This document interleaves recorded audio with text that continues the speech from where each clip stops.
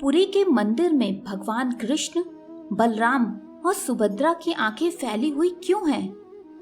ये हर मनुष्य के लिए आश्चर्य का विषय है कि जगन्नाथपुरी के मंदिर में भगवान कृष्ण के साथ राधा क्यों नहीं है, और दूसरा तीनों भाई बहनों की आंखें इतनी फैली क्यों हैं? इस विषय में एक प्रसिद्ध पौराणिक कथा है।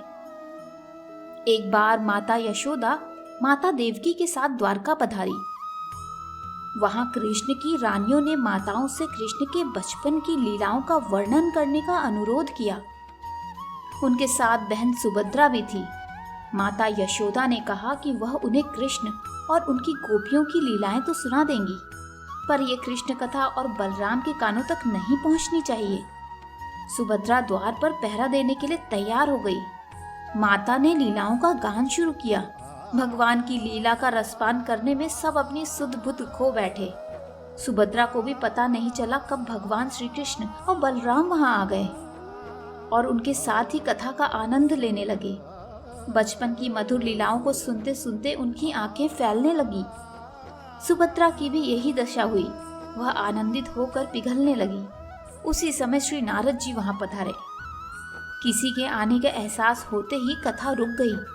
नारद जी भगवान संग बलराम और सुभद्रा के ऐसे रूप को देखकर मोहित हो गए।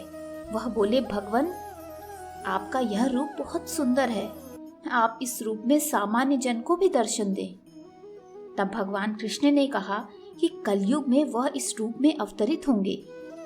जगन्नाथपुरी में भगवान का यही विग्रह मौजूद है, जिसमें वह अपने भाई बलराम और बहन सुभद्रा के साथ हैं। परंतु यह विग्रह भी आधा अधूरा सा क्यों है? इसके पीछे भी एक पौराणिक कथा है। इस मंदिर के उद्गम से जुड़ी परंपरागत कथा के अनुसार भगवान जगन्नाथ की इंद्रनील या नीलमणि से निर्मित मूल मूर्ति एक वृक्ष के नीचे मिली थी। यह इतनी चकाचौंध करने वाली थी कि धर्म ने इसे पृथ्वी के नीचे छुपाना चाहा। मालवा नरेश इंद्रधुम्न को स्वप्न में यही मूर्ति दिखाई दी थी। तब उसने कड़ी तपस्या की और तब भगवान विष्णु ने उन्हें बताया कि वह पुरी के समुद्र तट पर जाएं।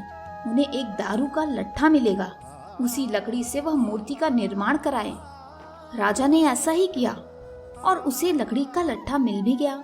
उसके बाद राजा को विष्णु और विश्वकर्मा बढ़ई कारीगर और मूर्तिकार के रूप में उनके सामने उपस्थित हुए, किंतु उन्होंने यह शर्त रखी कि वे 1 माह में मूर्ति तैयार कर देंगे, परंतु जब तक वह कमरे में बंद रहेंगे तब तक राजा या कोई भी उस कमरे के अंदर नहीं आए।